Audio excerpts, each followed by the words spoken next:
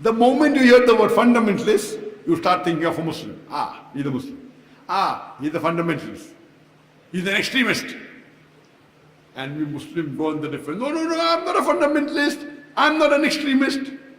I tell the world, yes, Dr. Zakir Naik is an extremist.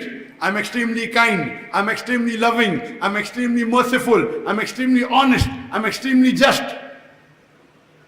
Can anyone tell me what is wrong in being extremely loving, extremely merciful, extremely kind, extremely honest, extremely just? The Quran says in Surah Baqarah, chapter number 2, verse number 208, Udkhulu fi silmi kaf. Enter into Islam wholeheartedly, not partially. You have to follow Islam extremely. You have to be extremely honest. You can't say when it benefits me. If it benefits you, be honest. If it doesn't benefit you, don't be honest. You have to be extremely honest always. You have to be extremely just always, irrespective if it's against you or for you. Allah says in the Quran in Surah Nisa chapter 4 verse 135, Ya ayyuhalladhina amanu, oh you believe, stand out as witness to Allah subhanahu wa ta'ala for justice, even if it be against yourself, against your parents, against your relatives, against the rich or poor. Allah protects all. Yeah, Allah is saying that you have to be extremely just. You can't say when it benefits me I'm just, when it doesn't benefit me and my parents I'm not just. So in Islam, you have to follow the teachings of Islam extremely. So therefore I say, I'm an extremist, but I'm extremist in the correct direction. You can be extremist in the right direction, you can be extremist in the wrong direction. So Muslim is supposed to be an extremist in the correct direction. Extremely honest, extremely kind, extremely merciful, extremely just, extremely loving. You should not be extremist in the wrong direction, in the wrong things.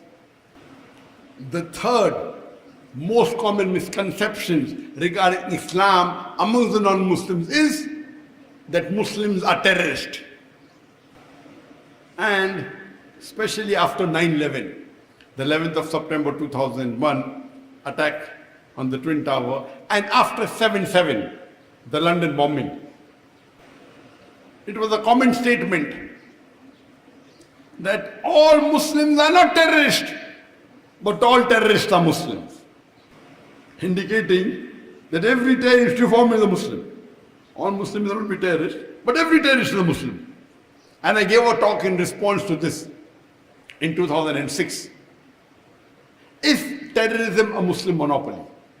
And that gives more detail because this is only answering one aspect. But in detail you can refer to my talk on is terrorism a Muslim monopoly on terrorism. And I also given the talk, if you want more information about jihad and terrorism, I have given the talk on jihad and terrorism and Islamic perspective. If you hear both these talks, you will realize the statistics and the truth and will be able to answer the non-Muslims in a better way. What is the meaning of the word terrorist?